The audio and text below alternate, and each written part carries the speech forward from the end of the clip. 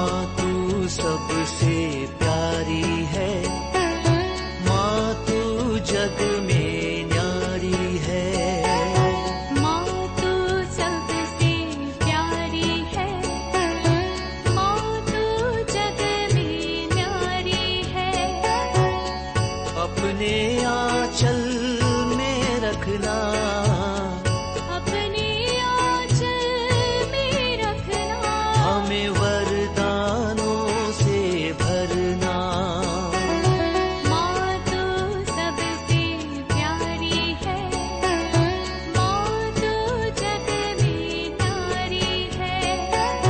माँ तू सबसे प्यारी है, माँ तू जग में न्यारी है।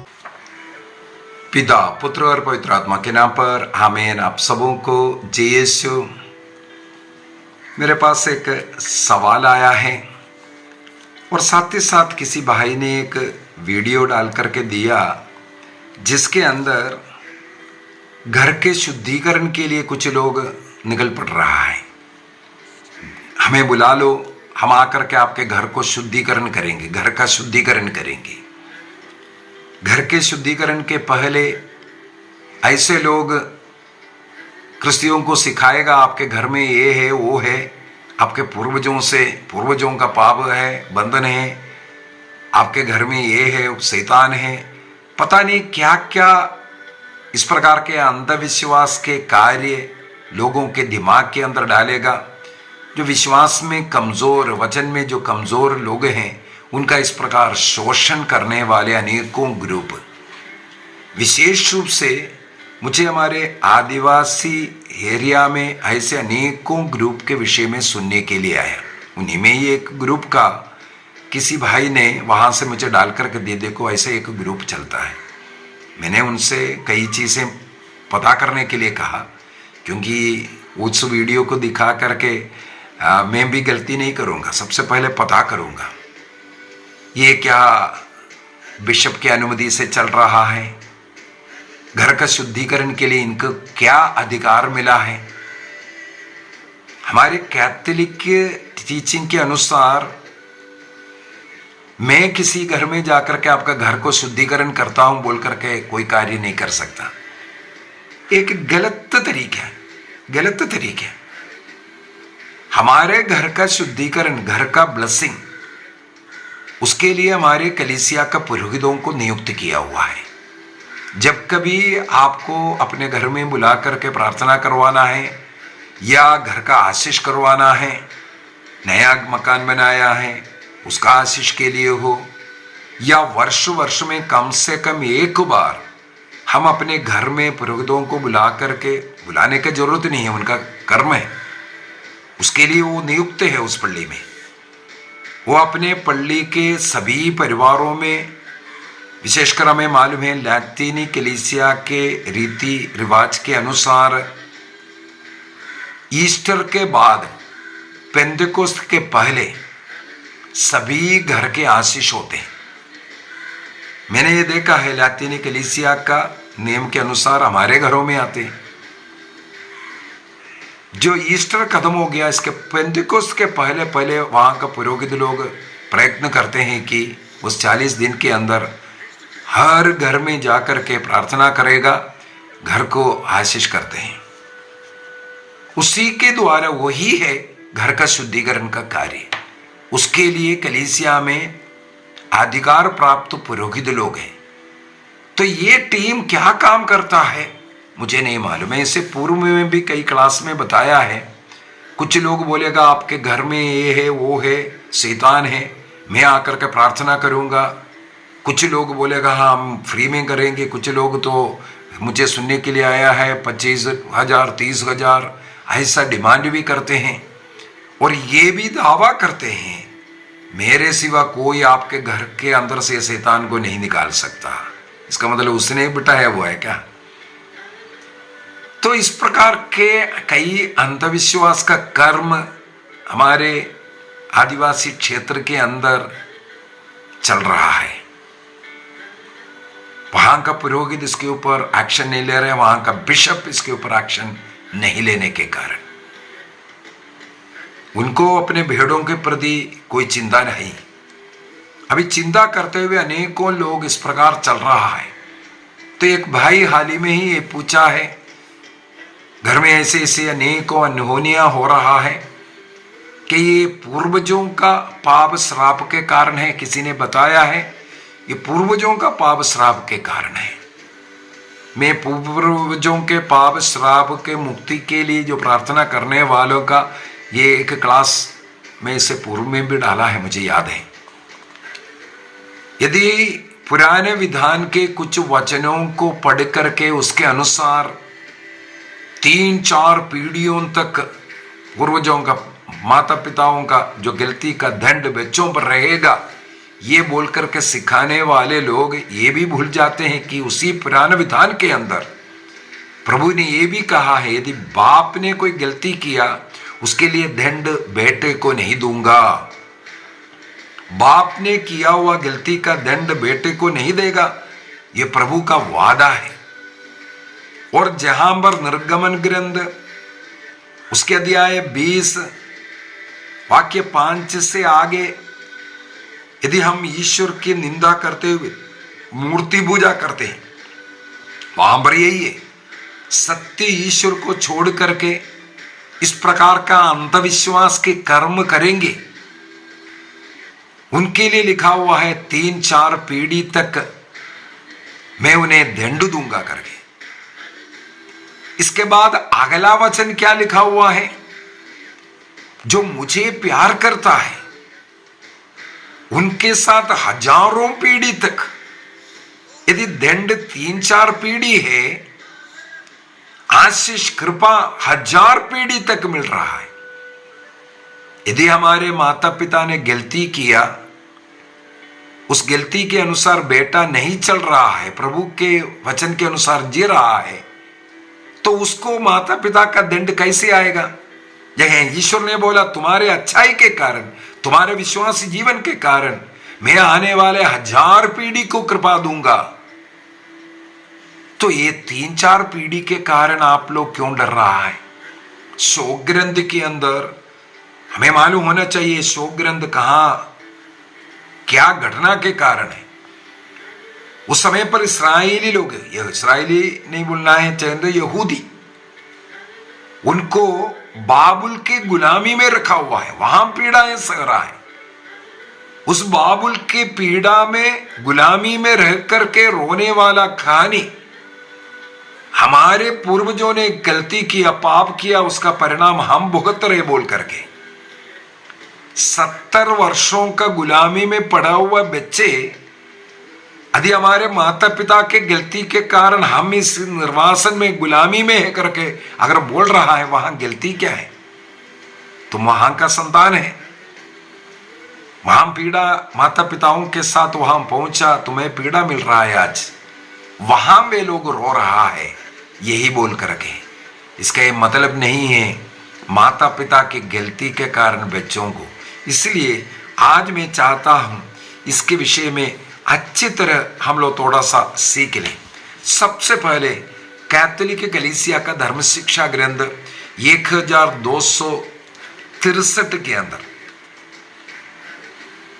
1263 के अंदर हमें सिखाते हैं कि पूर्वजों से हस्तांतरित जो आदि पाप के कलंक से लेकर के हमने जो कुछ गलती किया है, उन पापों तक का सारे पाप जब हम बपतिस्मा ग्रहण करते हैं तब धोते हैं करके। आप जब ने बपतिस्मा ग्रहण किया, जब आपने बपतिस्मा ग्रहण किया उस समय तक आपका पाप और आपके पूर्वजों का कोई पाप हस्तांतरित तो होकर के आ रहा है। मान लो आदम से लेकर के ये आदि पाप हम लोग कहते हैं, आपने नहीं किया, लेकिन हमारे जन्म पाप में होने के कारण उस पाप जो ईश्वरीय कृपा अनुग्रह से हम वंचित रह गए, जो ईश्वर ने आदम और हेवा को जिस प्रकार पाप रहित अवस्था में, कृपा की अवस्था में सृष्टि किया था, लेकिन उनके वो पहला पाप के कारण उस कृपा को, उस जन्म विशुद्धि को जो ईश्वर ने दिया था, ईश्वर के समान जन्म विशुद्धि में उनका सृष्टि किया था, लेकिन पाप के कारण उस जन्म विशुद्धि को नष्ट किया।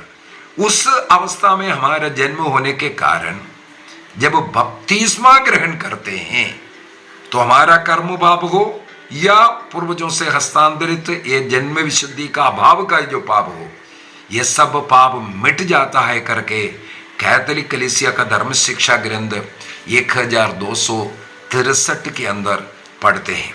कैसे पढ़ते हैं, क्यों वहां ऐसा शिक्षा देता है? कोलोसियों का पत्र को भी मैं थोड़ा खोलना चाहूंगा। संत पौलुस कोलोसियों को लिखते हुए अध्याय 2 का वाक्य 11 से 14 तक का वचन में, कोलोसियों का पत्र अध्याय 2 वाक्य 11 से 13 तक पढ़ेंगे। उन्हीं में आप लोगों का खतना भी हुआ है। वह खतना हाथ से नहीं किया जाता, वह खतना मसीह का अर्थात बपतिस्मा है, जिसके द्वारा, ध्यान से सुनना, इस बपतिस्मा के द्वारा पापमय शरीर को उतार कर फेंक दिया जाता है। आप लोग बपतिस्मा के समय मसीह के साथ दफनाए गए और उन्हीं के साथ पुनर्जीवित भी किए गए हैं। बपतिस्मा के समय पर हम लोग ईसा मसीह के साथ दफन किया गया और उनके साथ पुनर्जीवित भी किया गया। मैं रोमियो का पत्र उसके अध्याय 6 को भी पढ़ना चाहूंगा। रोमियो का पत्र अध्याय 6 वाक्य 4 से पढ़ते हैं।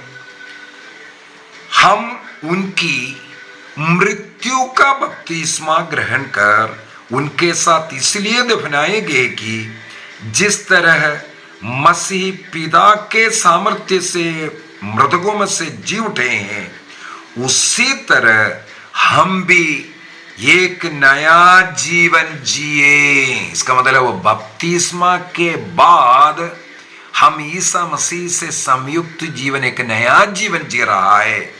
यदि कोई ये कहता है कि मेरे पूर्वजों का पाप श्राप मेरे ऊपर पड़ रहा है, इसका मतलब उसको बपतिस्मा में कोई विश्वास ही नहीं है।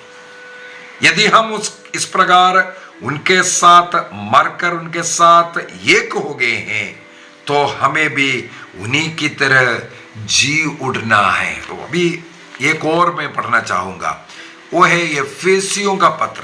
एफेसियों का पत्र उसके अध्याय 2 वाक्य 6, एफेसियंस चैप्टर 2 वर्स 6। उसने, ईश्वर ने ईसा मसीह के द्वारा हम लोगों को पुनर्जीवित किया और स्वर्ग में बैठाया। कहां बैठाया है? स्वर्ग में बैठाया है। इसका मतलब बपतिस्मा के समय पर हम पापमय उस पुराना जीवन जो पूर्वजों से चला आ रहा है, कुछ भी आ रहा है मान लो, वो सब उतार करके फेंक दिया है। ईसा मसीह का मृत्यु का बपतिस्मा ग्रहण करता है और पवित्र आत्मा का बपतिस्मा ग्रहण करता है। बपतिस्मा में हमें पवित्र आत्मा मिला है, इसलिए हम एक नया सृष्टि बन गया ईसा मसीह से संयुक्त होकर के। इसलिए हम लोग अपने को इसके बाद ईसाई कहते हैं। कब से कहते हैं? बपतिस्मा के बाद हम लोग कहते हैं हम ईसाई है, क्योंकि क्रिस्त से संयुक्त जीवन हम जी रहा है, क्रिस्त के समान जीवन जी रहा है। इसी के कारण अब गलातियों का पत्र दिया है 3:27, अनेकों बार बता करके दिया है। यदि हम ईसा मसीह का बपतिस्मा ग्रहण किया है, हम ईसा मसीह को धारण किया है। और दूसरा कुरिन्थियों का दूसरा पत्र उसके अध्याय 5 वाक्य 17 के अंदर हम लोग पढ़ते हैं, जो ईसा मसीह के बपतिस्मा अगर कोई ग्रहण किया है, पुराना चीजों को हमने उतार कर फेंक दिया है, एक नया व्यक्ति बन गया है, एक क्रिस्तीय बन गया है, हम एक नई सृष्टि बन गया है। इसलिए कभी भी एक क्रिस्तीय व्यक्ति ये नहीं बोलना है हमारे ऊपर कोई पूर्वजों का पाप श्राप आता है। अब इसको और थोड़ा सा समझने की जरूरत है।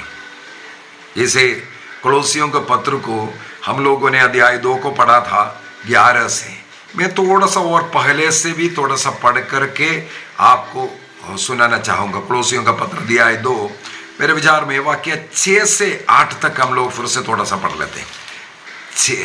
अध्याय 2 कोलोसियों का पत्र अध्याय 2 वाक्य 6 से। जी हाँ, आपने ईसा मसीह को प्रभु के रूप में स्वीकार किया, इसलिए हम लोग क्रिस्तीय लोग, इसलिए उन्हीं से संयुक्त होकर जीवन बिताएं। किसके साथ संयुक्त हैं हम लोग? ईसा मसीह से साथ, ईसा मसीह के शरीर में हम अभी संयुक्त जीवन है, जिन्हीं में आपकी जड़ें गहरी हो और नींव सुदृढ़ हो। आपको जिस विश्वास की शिक्षा प्राप्त हुई है उसी में दृढ़ बने रहें। आपको आपका पापा मम्मी को देखने की जरूरत नहीं है अभी, वो क्या कर रहा है क्या नहीं कर रहा है ज्यादा मत देखिए। पूर्वजों के कुंडली निकालने की जरूरत नहीं है। यहां पर बोला है आपने ईसा मसीह का बपतिस्मा ग्रहण किया है तो मसीह से संयुक्त होकर ईसा मसीह में आपका जड़ को, इसका मतलब कई लोग फैमिली ट्री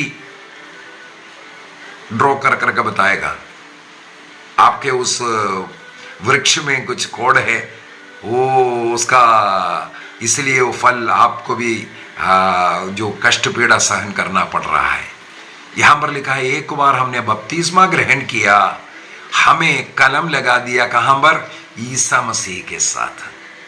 अभी ईसा मसीह से जड़ से हमें पानी खाद सब मिल रहे हैं। ईसा मसीह में आपकी जड़ें गहरी होना चाहिए और नींव को ईसा मसीह में आप सुदृढ़ बनाओ। इसका मतलब मसीह की शिक्षा में वचन के अनुसार जीवन जी करके सैक्रमेंटल लाइफ, संस्कारों को समय समय पर ग्रहण कर एक सैक्रमेंटल लाइफ कलीसिया में व्यतीत करते हुए आपके नींव वहां पर सुदृढ़ बनाओ, उसी में दृढ़ बने रहे और आपके हृदयों में धन्यवाद की प्रार्थना उमड़ती रहे। अभी वाक्य 8 को भी पढ़ लेता हूं। सावधान रहें, कहीं ऐसा ना हो कि कोई आप लोगों को ऐसे खोखले और भ्रामक दर्शन शास्त्र द्वारा बहकाए। ये देखो साफ साफ बता रहा है, पूर्वजों का साफ ये सब बोल करके पुराना विधान का कुछ वचनों को कोट करते हुए लोगों को उल्लू बना करके सिखाने वाले लोगों के लिए यहाँ साफ साफ लिखा हुआ है। ऐसे दर्शन शास्त्र फिलोसफी ये बोल करके आने वाले बहकाने वाले जो मनुष्यों की परंपरा शिक्षा के अनुसार, परंपरागत शिक्षा के अनुसार है और मसीह पर नहीं बल्कि संसार के तत्वों पर आधारित कथाएं बोलकर, कई लोग बोलते हैं आपका पप्पा मम्मी का धन दौलत किसको मिलता है? आपको मिलता है, तो उनका पाप साप कहां मिलेगा? आपको ही मिलेगा ना। यही उदाहरण बोलता है, यदि आप उनका धन ले रहा है उनका पाप साप को भी ले रहा है। ऐसे दुनियाई कहानियां, अंधविश्वास की कहानियां जो क्रिस्तियों का कहानी नहीं है, ऐसी कहानियां बोल करके सिखा रहा है। जिसका जड़ क्रिस्त में सुदृढ़ है वो अभी क्रिस्त में जी रहा है, एक नया व्यक्ति बन करके जी रहा है। इसलिए इस प्रकार का भ्रांत धारणाओं से हमें बाहर निकलने की जरूरत है। एक और वचन उठाना चाहूंगा, एफेसियों का पत्र उसके अध्याय 3 वाक्य 16 से। एफेसियों का पत्र अध्याय 3 वाक्य 16 से पढ़ते हैं। वहां पर संत पौलुस फिर से कहते हैं ये जड़ किस प्रकार हमें गहरा बनाना चाहिए। आप अपने पवित्र आत्मा के द्वारा आप लोगों को अपनी कृपा निधि से अभ्यंतर की शक्ति और सामर्थ्य प्रदान करे, जिससे विश्वास विश्वास द्वारा मसीह आपके हृदयों में निवास करें। प्रेम में आपकी जड़ें गहरी हो और नींव सुदृढ़ हो। इस तरह आप लोग अन्य सभी संतों के साथ, ये है संतों की सहभागिता, मसीह के प्रेम की लंबाई, चौड़ाई, ऊंचाई, गहराई समझ सके। हमारा नींवें कहाँ होना चाहिए सुदृढ़? ईसा मसीह में। इस प्रकार का अंधविश्वास के कामों में नहीं, जो लोग जो भ्रम में डालने वाला जो बात बोल रहा है इस पर नहीं। एक और वचन में मैं लेकर के जाना चाहूंगा, रोमियो का पत्र उसके अध्याय 11 में लेकर के जाना चाहूंगा। रोमियो का पत्र अध्याय 11 उसके वाक्य 16 से पढ़ते हैं।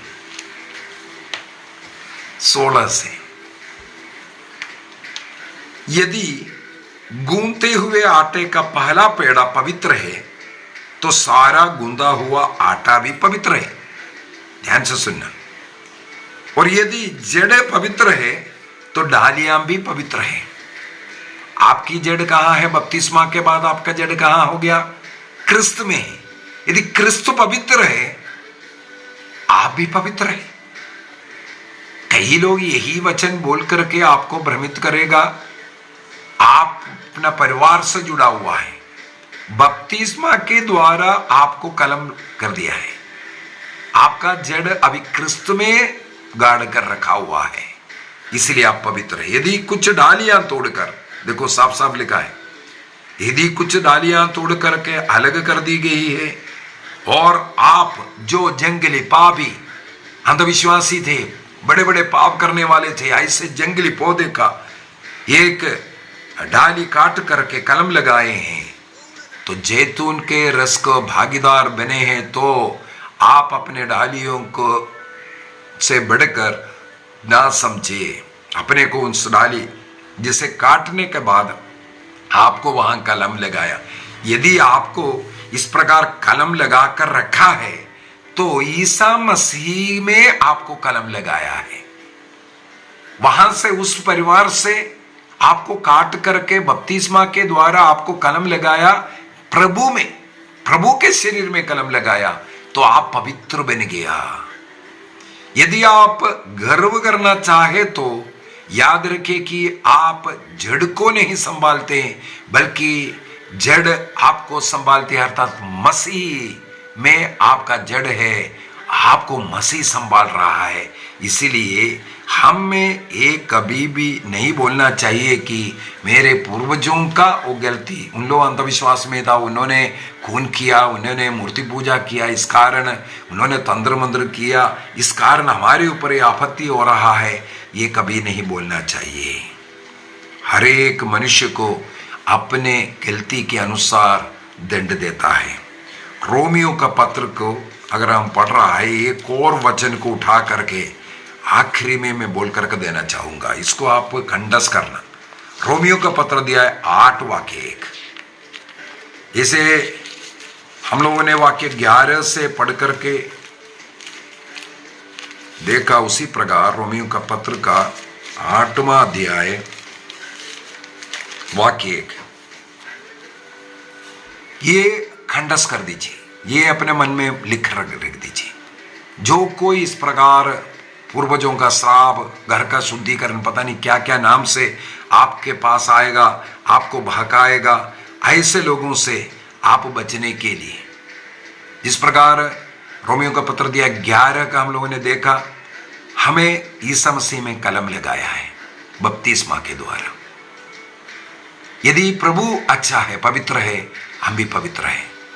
प्रभु में हमारा जो है हमें गाड़ कर रखा हुआ है, हमारा नींव वहां पर सुदृढ़ बना कर रखा है प्रभु में। तो अध्याय 8 का वाक्य 1, जो लोग इस प्रकार कलम लगा करके ईसा मसीह से संयुक्त है, एक हो गया, बपतिस्मा के द्वारा ही क्रिस्त में एक हो गया है, उनके लिए अब कोई दंडाज्ञा नहीं रह गई है। बस इसको बाइकाट कर दीजिए। रोमियो का पत्र दिया है 8 वाक्य 1, रोमियो का पत्र दिया है 8 वाक्य 1, Romans chapter 8 verse 1। Romans chapter 8:1 ये कहते हैं, जो क्रिस्त के साथ कलम लगाया, जुड़ गया है, एक हो गया, क्रिस्तीय बन गया बपतिस्मा के द्वारा, उनके लिए अब कोई दंडाज्ञा नहीं रह गया है। पूर्वजों का पाप, श्राप, जो कुछ आप बोल रहा है, यदि आप क्रिस्त में से जुड़ा हुआ है, क्रिस्त से एक है, आपको ये नहीं है। क्यों नहीं है? पेतरुस का पहला पत्र दिया, 1:18-19 सब जानते हैं वचन, तुम्हारे पूर्वजों से चले आने वाले निरर्थक बातों से सोना चांदी जैसे नश्वर चीजों की कीमत पर नहीं, बल्कि एक मेमने का रक्त, पवित्र रक्त, मेमने का पवित्र रक्त के द्वारा हमारा शुद्धिकरण हुआ है। इसलिए उस मेमने के साथ, क्रिस्त के साथ जो भी जुड़ा हुआ है, उनके लिए ऐसा कोई दंडाज्ञा नहीं रह गया है।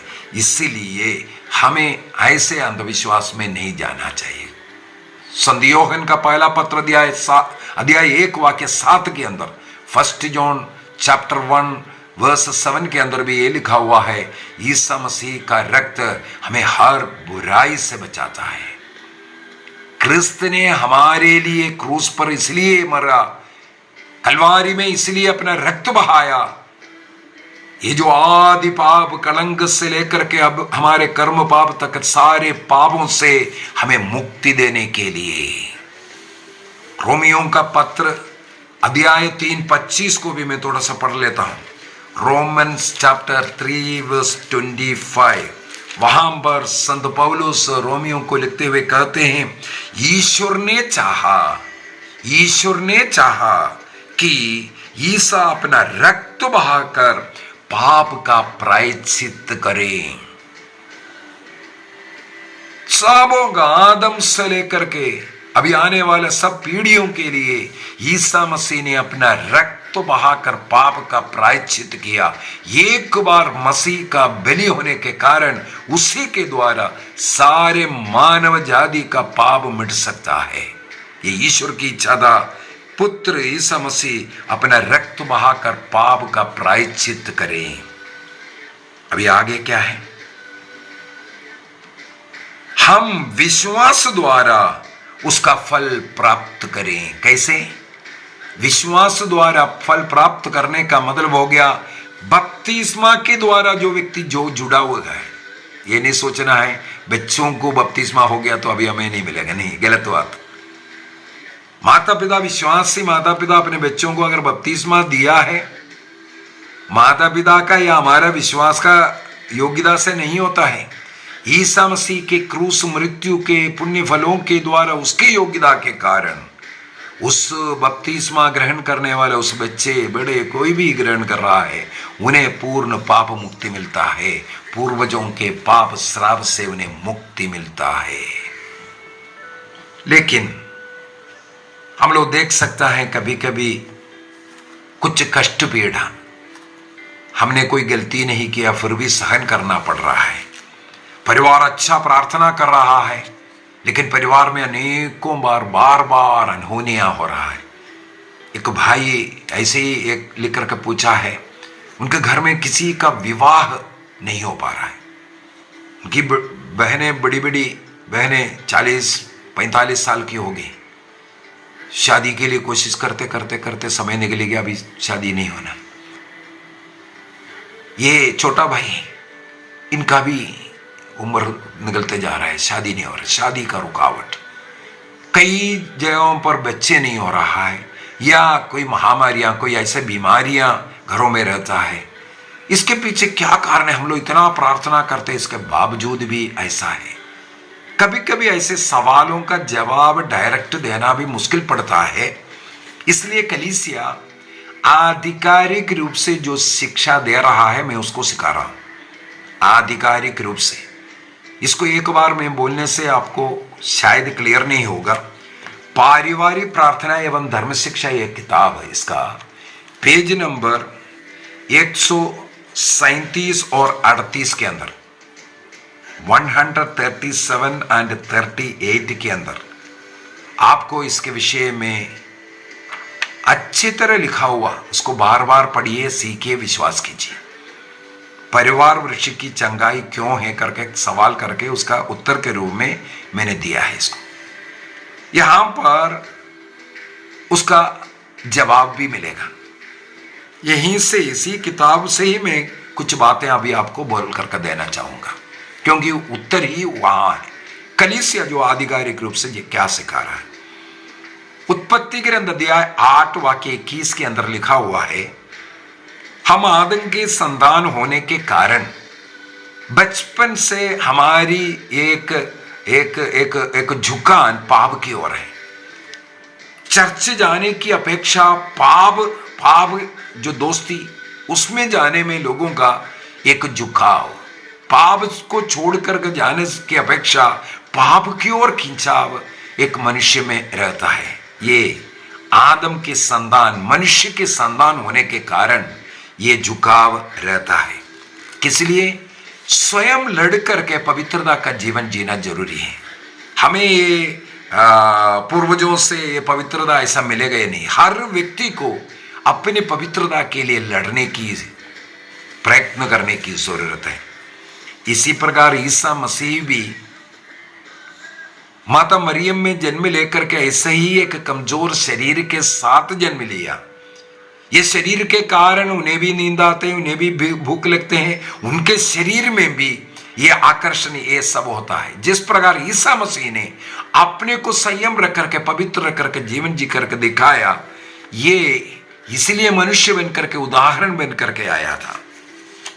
कैथोलिक कलीसिया का धर्म शिक्षा ग्रंथ 1264 के अंदर हम लोगों को इस प्रकार का अनेकों निरपराधी होकर के भी कई कष्ट पीड़ा से झेलना पड़ता है, वो हमारे अच्छाई के लिए, हमारे अच्छाई के लिए। कई लोगों को इस प्रकार का दंड इसलिए मिल रहा है, पाप से हम डरे, इसी कारण। प्रेरित चरित्र अध्याय 5 वाक्य 1 से हम लोग पढ़ सकते हैं अननियस और सफीरा के विषय में। अननियस और सफीरा के विषय में झूठ बोल करके पैसा अपने पास रखने के कारण, पवित्र आत्मा के विरुद्ध अपराध करने के कारण दोनों का मृत्यु होता हुआ। और वहां पर प्रेरित अध्याय 5 का वाक्य 11 में हम लोग पढ़ सकते हैं कि इस प्रकार कलीसिया में एक भय उत्पन्न हुआ। किस कार्य के लिए भय? कलीसिया पर इसलिए भय उत्पन्न हुआ, ऐसा गलती अगर हम करेंगे हमें भी दंड मिल सकता है। इसका मतलब अच्छाई के लिए। मैं थोड़ा सा पढ़कर के सुनाना चाहता हूं। प्रेरित एक्ट्स चैप्टर 5 वर्स 11। सारी कलीसिया पर और जितने लोगों ने इन बातों की चर्चा सुनी, उन सबों पर बड़ा भय छा गया।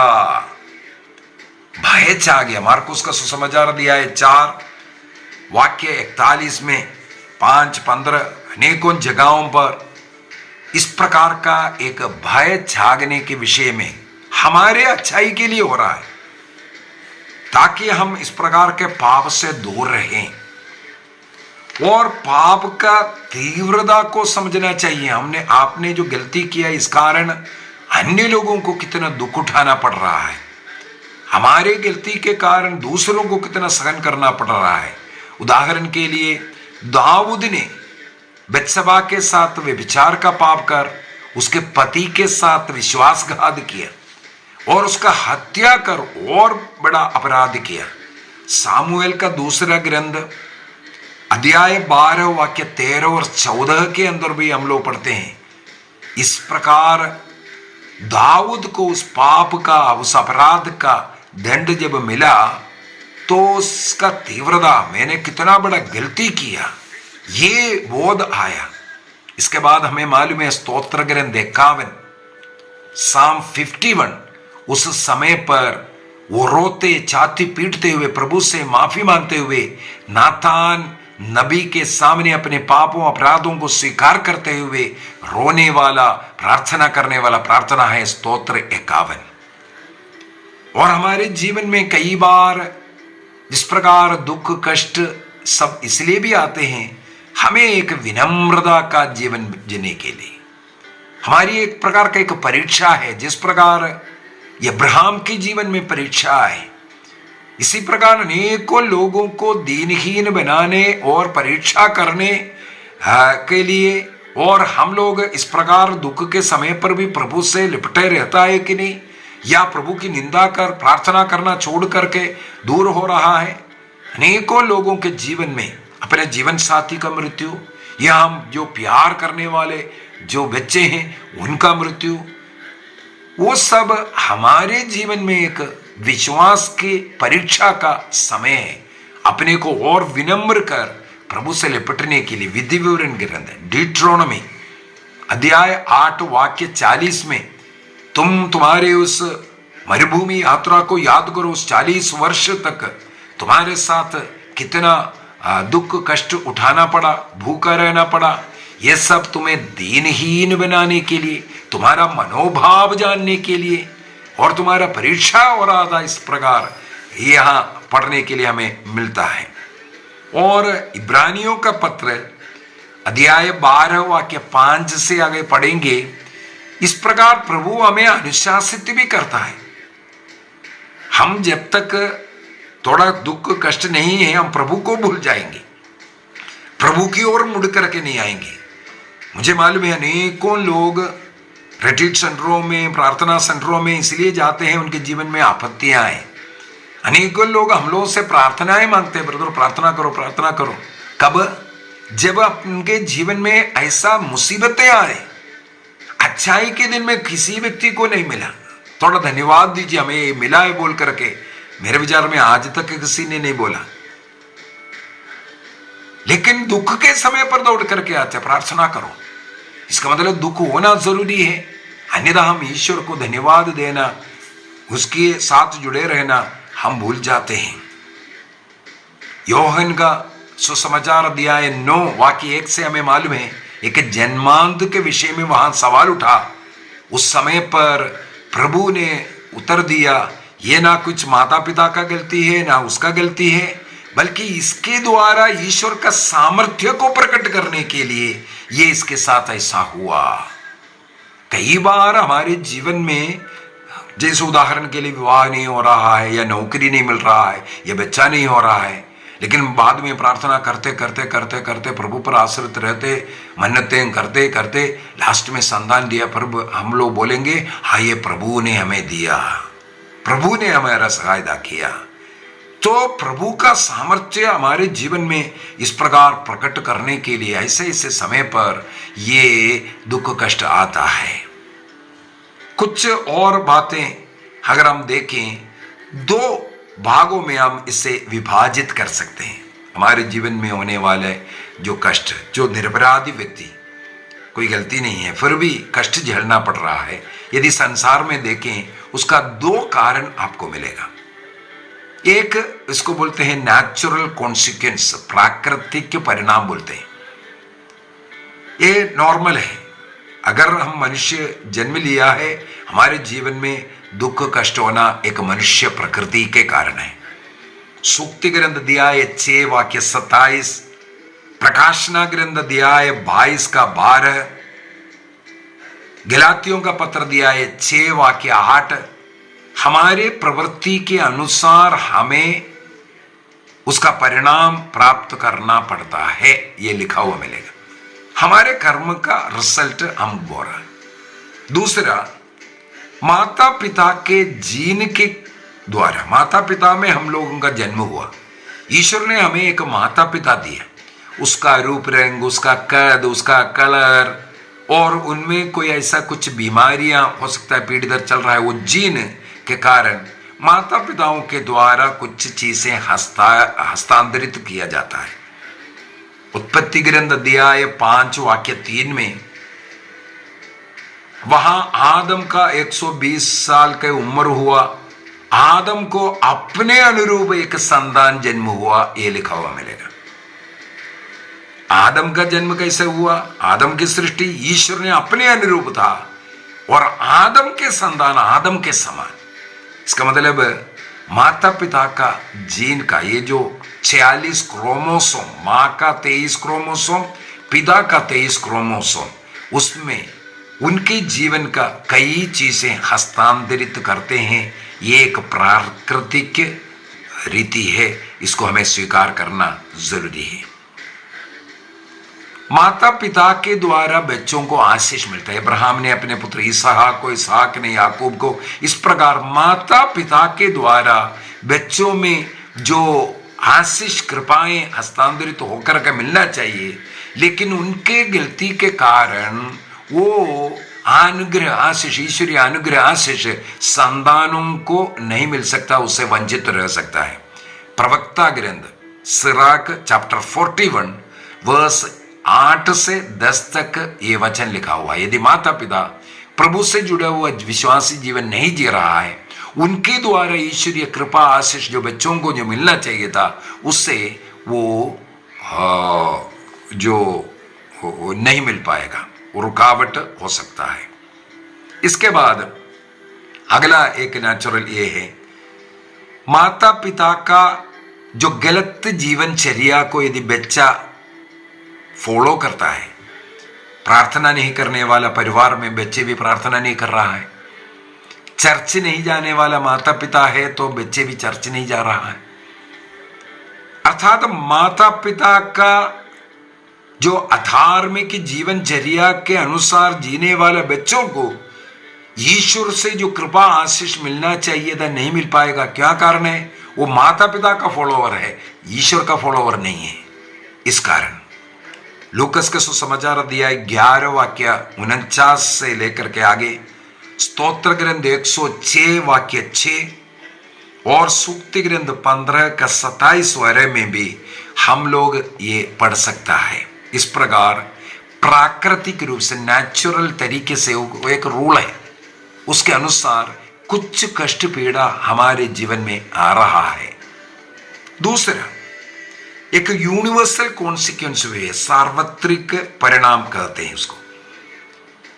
अगर हम शारीरिक जीवन जी रहा है, हम लोग अपना शरीर ग्रहण किया है, माता पिता के द्वारा हमें एक शरीर मिला है, जब तक ये शरीर में है, इस शरीर के कारण, इस शरीर का कारण हमें कुछ दुख पीड़ा सहन तो करना ही पड़ता है। सीधी सी बात है। उत्पत्ति ग्रंथ 8:21, इस शरीर के कारण। अगला, यदि देश में युद्ध हो रहा है, अकाल हो रहा है, भूकंप हो रहा है, बाढ़ है, कोई ऐसा महामारी आया जैसे कोरोना, सबों पर आया, कोई गलती के कारण नहीं आया। ये जो बीमारी का ये सार्वजनिक है, सबों पर ये आता है, राजा हो या उनके चपरासी क्यों ना हो, सबों को ये हो सकता है। इसको ये सार्वजनिक परिणाम कहते हैं। दूसरा, एक राजा ने गलती किया, उसकी प्रजा उसके लिए भुगतना पड़ता है। राजा का अहंकार के कारण वो पड़ोसी देश के साथ लड़ने के लिए जा रहा है। हमारा जो अधिकारी लोग गलत रीति से देश को चला रहा है, इसलिए आर्थिक नुकसान हो सकता है। जो गरीबों को जो मिलना चाहिए नहीं मिल पाएगा, क्योंकि वो अपना पॉकेट भर रहा है, अपना पार्टी के लिए देख रहा है। इस प्रकार राजा का गलती, जो अधिकारी का गलती, जो हमारे ऊपर ईश्वर ने जिसे नियुक्त किया है, उनके गलती के कारण देश को नुकसान सहना पड़ सकता है। उसका भी उदाहरण बाइबल में है। सामुएल का दूसरा ग्रंथ अध्याय 24 सेकंड सामुएल चैप्टर 24 वर्स 15 से हम लोगों को घटना पड़ सकता है। दाऊद ने ईश्वर के पूछे बगैर, ईश्वर के इच्छा के विरुद्ध जनगणना जब करवाया, उस कारण उस देश में फिर क्या क्या कष्ट झेलना पड़ा, अनेकों का मृत्यु का कारण बना। परिवार में एक व्यक्ति जो गलती कर रहा है, उसका सजा अनेकों को भुगतना पड़ता है। यदि पापा पियकड़ है, उनके बच्चे, पत्नी, सबको उसका सहन करना पड़ता है। एक व्यक्ति गलत तो मार्ग में चलने के कारण परिवार के अनेकों लोग दुखी होता है। एक नॉर्मल बात है, बात है। ड्राइवर गाड़ी चला रहा था, उसको नींद आया, उस गाड़ी में बैठे हुए अन्य लोगों का भी मृत्यु, चोट लग सकता है। वहां बैठने वाला हो सकता है प्रार्थना करके बैठ रहा है, फिर भी वो ड्राइवर के वो गलती के कारण उस बस में सफर करने वाले सभी लोगों को उसका नुकसान पहुंच सकता है, भुगतना पड़ता है। इसी प्रकार एक नेचुरल कॉन्सिक्वेंस, प्राकृतिक के परिणाम, और एक सार्वजनिक परिणाम, ये हमारे जीवन में हो सकता है। इसको पूर्वजों का पाप श्राप बोल करके सिखाना ये गलती है, बिल्कुल गलत होता है। ये पूर्वजों का पाप श्राप नहीं, बल्कि एक प्राकृतिक परिणाम है और एक यूनिवर्सल सार्वजनिक परिणाम है। वो सबों के जीवन में हो सकता है, वो सब हमारे अच्छाई के लिए उसको हमें इस्तेमाल करना चाहिए। यदि प्रार्थना करके गाड़ी का, मुझे अनेकों का ऐसा मालूम है, भयंकर एक्सीडेंट हुआ, लेकिन प्रभु ने एक व्यक्ति को बचाया। अन्य लोगों को कोई गलती होने के कारण नहीं, लेकिन एक को बचा करके ये बता करके दे रहा है, प्रभु ये भी कर सकता है, प्रभु करने के लिए वो भी कर सकता है। तो हमें प्रभु से लिपटे रहने की जरूरत है। जितना अधिक दुख कष्ट हो रहा है, हमें अपने अंतःकरण की जांच करना है। यदि मैं ठीक हो जाए, मेरे माता पिता कैसे भी रहने दो, मैं अगर ठीक हो जाए, वहां से बहने वाला, चाहे जीन में आने वाला कोई बीमारी क्यों ना हो, हमें ब्लॉक कर सकता है। वो फ्लो जो पानी बह करके आ रहा है, यहां एक बांधना है, वो बांध वो आने वाला वो पानी को रुका देगा। कई बार मैं कहानी बोल करके देता हूं, एक छाता हमेशा हाथ में रखो। इस प्रकार छिड़कने वाले चींटे हमारे ऊपर ना आने के लिए एक पुराना छाता को अपने हाथ में रखो। ऐसा बरसने वाला जो पानियां वो बहा करके जाए, आपको उसमें कोई हानि ना पहुंचाए। उसके लिए आपको प्रभु से जुड़े रहने की जरूरत है, प्रार्थना में जुड़े रहने की जरूरत है, कलीसिया से जुड़े रहने की जरूरत है, और अधिक से अधिक समय बाइबल को पढ़ते हुए, बाइबल को सुनते हुए और प्रभु के मार्ग पर चलते हुए जीवन जीने का प्रयत्न करना है। इस प्रकार सारे बंधन जो आप सोच रहा है उसको आप स्वयं तोड़ सकता है। यदि आपके जीवन में ऐसा कुछ अनहोनी है, इसका मतलब है आप उनका फॉलोवर है जो गलती कर रहा है। आप सत्य का फॉलोवर नहीं है, यीशु मसीह का फॉलोवर नहीं है, क्रिस्त से, कलीसिया से आप जुड़ा हुआ नहीं है। इसी का कारण ऐसे अंधविश्वास में जाना पड़ रहा है। आइए अपनी आंखें बंद करें, प्रभु से प्रार्थना करें, एक अच्छा जीवन जीने की कृपा प्रभु हम सबों को प्रदान करें। ऐसे अंधविश्वास से, ऐसे लोगों से हमें बचे रहना है। हमारे घर का शुद्धिकरण हमारे पुरोहितों के द्वारा केवल वही अधिकारी है, निर्णय कीजिए। प्रभु हम सबों को आशीष प्रदान करे, पिता, पुत्र और पवित्र आत्मा के नाम पर आमीन। आप सबों को जय यीशु।